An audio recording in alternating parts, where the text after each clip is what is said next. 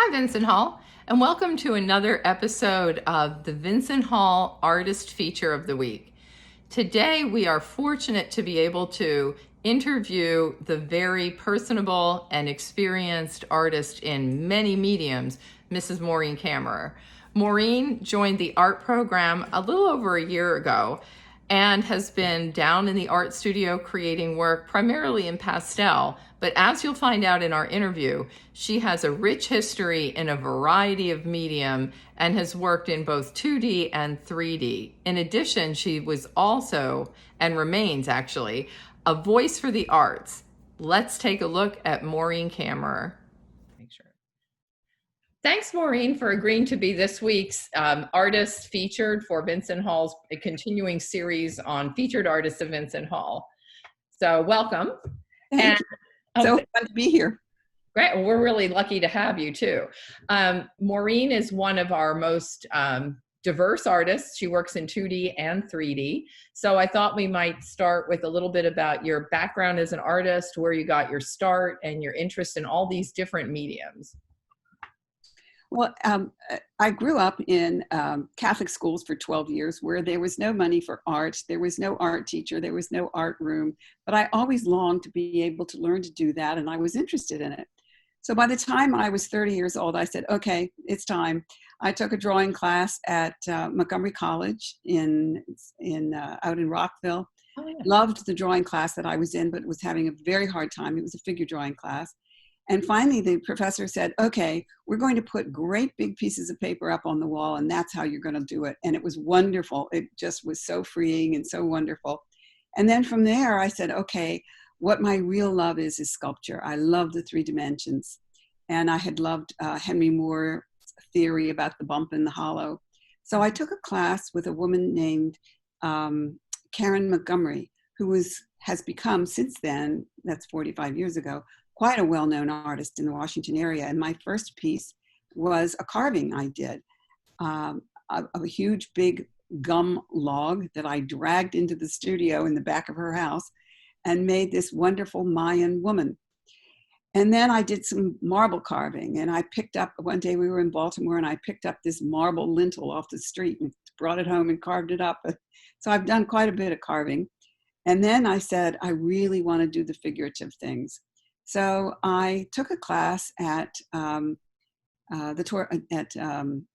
Echo with Ella Tulin, who was quite well known, and studied in her studio after I finished the class at Glen Echo. And I said, this is what I want to do. So I started a studio of my own in Northern Virginia. And for about 8 years, I taught sculpture to adults, and then in the summertime, adolescents. We moved to St. Louis, and I worked out there as a management consulting. I had been teaching here in Washington, and I decided I really wanted to do something different. So I did not take my kiln with me. I didn't do my sculpture there. And when I came back, we were taking care of 4 parents who were dying. It was very, very difficult. We had 4 parents die at the same time. And I realized I really needed color in my life. So I went to the torpedo factory, and I took a class with the famous Diane Tesler in oil painting, and I was off and running. Oh, yes, I know Diane, not personally, but I know of her work. She's amazing. So what a wonderful mentor for you. It was a wonderful experience. I met some other wonderful artists. So I did oil painting for about 5 years. Then I moved into watercolor for about, 10 or 15 years. And then I found pastel. And I thought, this is great. As I'm getting older, I need to work faster. And this is what pastel allows you to do. You open up that box of eye candy, and you can both draw and paint at the same time. Oh, wow. It's true. That is true. And the colors by themselves can excite you, much like a box of crayons when we're younger. We get to see those. I wanted to touch a little bit on your sculpture, because not many artists at Vincent Hall participate in creation of sculpture or have had that experience. And unfortunately, in the art room, we don't have a kiln. I would love to work 3D, but we can't. And we're going to see some of your pieces that you're sharing with us later on in the slideshow that follows. But I had noticed an overriding maternal theme to your sculptures. So I wondered if you might share with us your inspiration for that. Well, yes, it was many years before Joe and I had children. We didn't have our own children. We ended up adopting. And other people had noticed that theme in my work too. So I think that was probably a subconscious theme running through the sculptures that I was doing. Also, it was the age during the 70s and 80s of feminism. And everybody was emerging from whatever they had been before to be back working again, or leaving behind parenting and taking up Betty Friedan's message to get out of the kitchen and go to work. So there's a lot of the feminist appeal in working. And besides which, I was able to have access to many of the models who were working at the torpedo factory, and I hired them for my studio. So I had one model who was 6'1", one of the most magnificent looking women I ever saw. And I said, I am going to sculpt her till I can't anymore. She was marvelous. So it was an interesting psychological movement, I think, in my own development in making beautiful women and beautiful maternal pieces. Oh, oh, wow, 6'1". She must have been magnificent to, She I would was. love to even draw someone. She Height is was. always great. So, what people have seen at Vincent Hall are a lot of your landscapes and things that you've done with pastel, animals, landscapes, and things like that. So, and that's what I know down in the drawing room. A lot of us have like marveled at your work with that. So, what do you like most about pastel? Well, I decided not too long ago and pretty early on in the painting experience that I really probably was a landscape painter. I think landscapes soothe us. They make us joyous. They make us happy. They remind us of the beautiful parts of our world. And I find that pastel lends itself very easily to landscape painting. And those gorgeous rich greens and the beautiful blues. And so that's what's so appealing to me is color. And I'm sort of like Monet, and he said, color is my daily obsession, fascination, and torment. And it's true. Color is just what it's all about. And you get so much of that in landscape and gardens, and it's peaceful and it makes other people happy. And I said, this is my contribution to world peace, is landscapes. We could use that now. Sorry, I Oh, got it a really is. word thing there. But so behind you, are those two of your pieces that you created as well? Yes, the one right behind me is actually the coast of Marbella, Spain, when we were down there on the Costa del Mhm. Sol. And the funny thing about this painting is, if you could see it up close, and maybe you will because I sent you one of those pictures, Yes. there are two red cranes in the background. And I've called this piece Cranes on the Beach. Oh, okay. They're not the bird cranes, they're the big red Right, cranes. the actual building cranes. Right. And then the other one to your, I guess it'd be to your left, our right, is like a Okay. is that sunrise or sunset? This one is, yes, it's a beautiful sunset in the Tetons.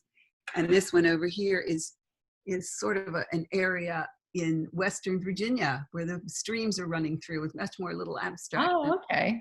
Yeah. Oh, But most of my landscapes are places that I have been. Photographs. I love taking photographs. I did film for a long time, and now I'm learning the digital camera, of course.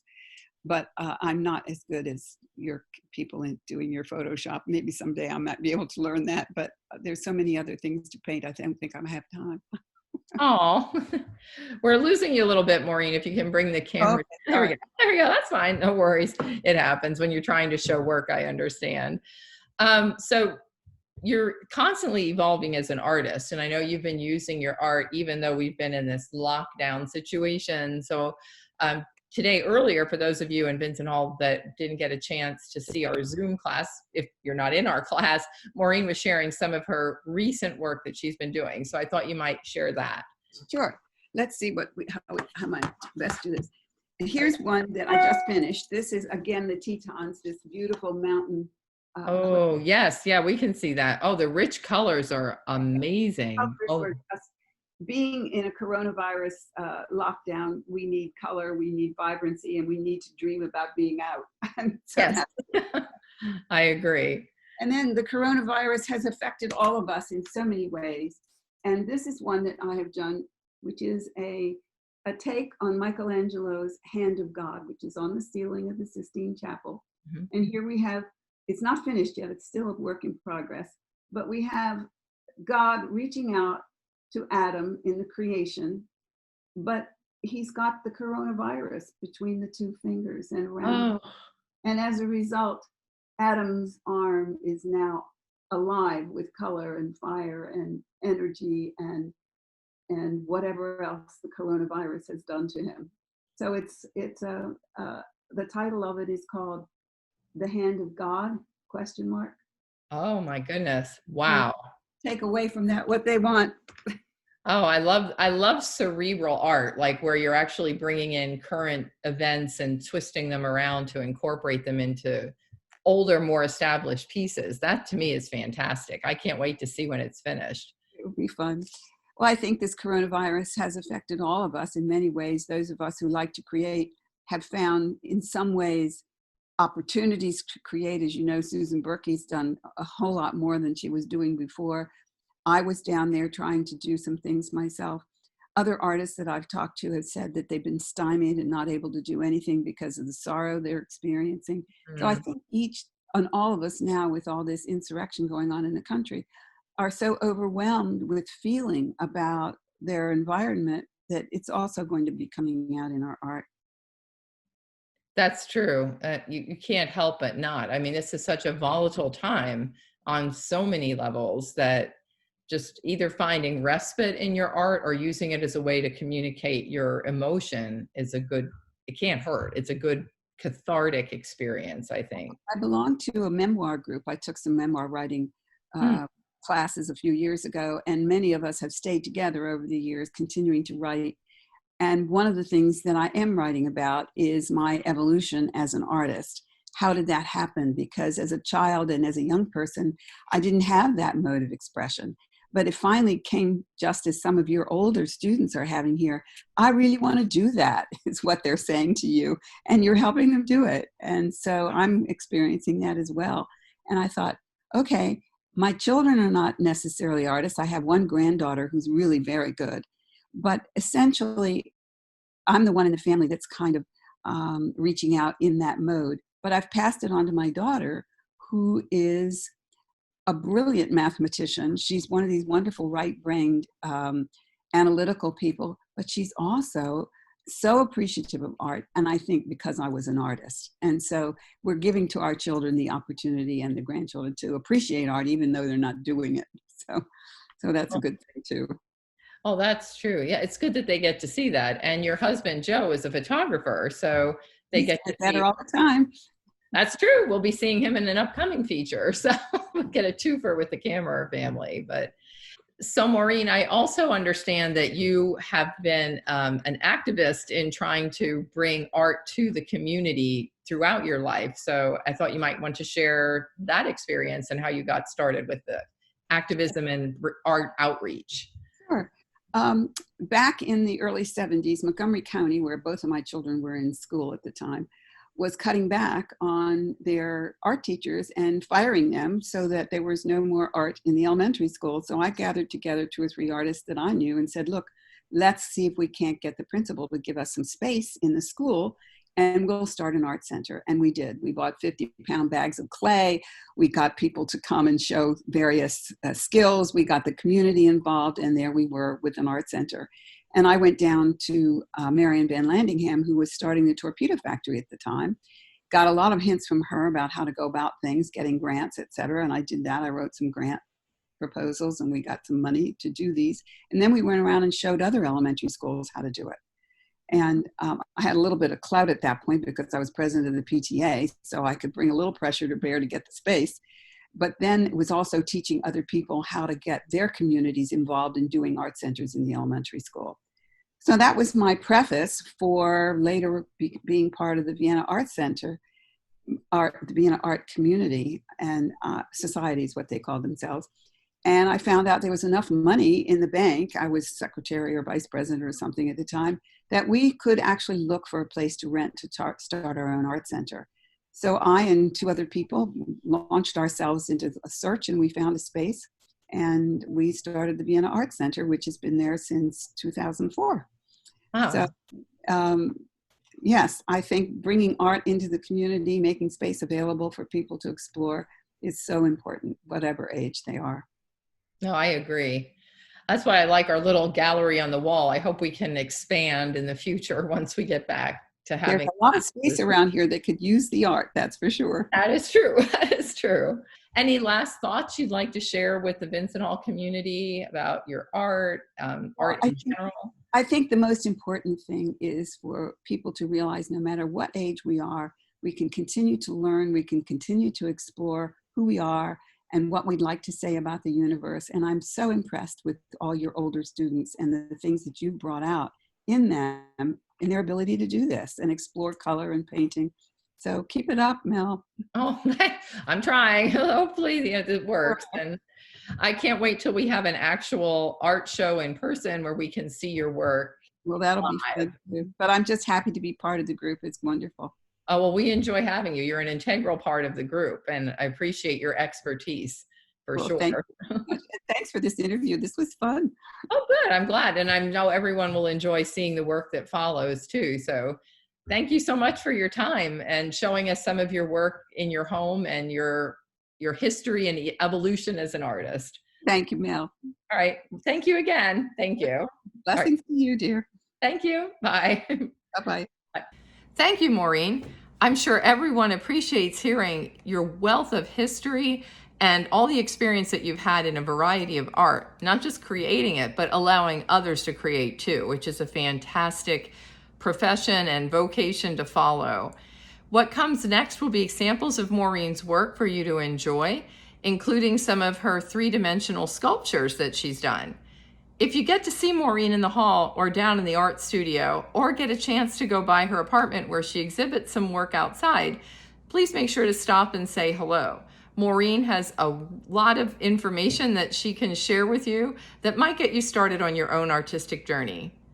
Thanks for tuning in, Vincent Hall, and we'll see you again next week with another episode and another featured artist. Till then, stay safe and be well.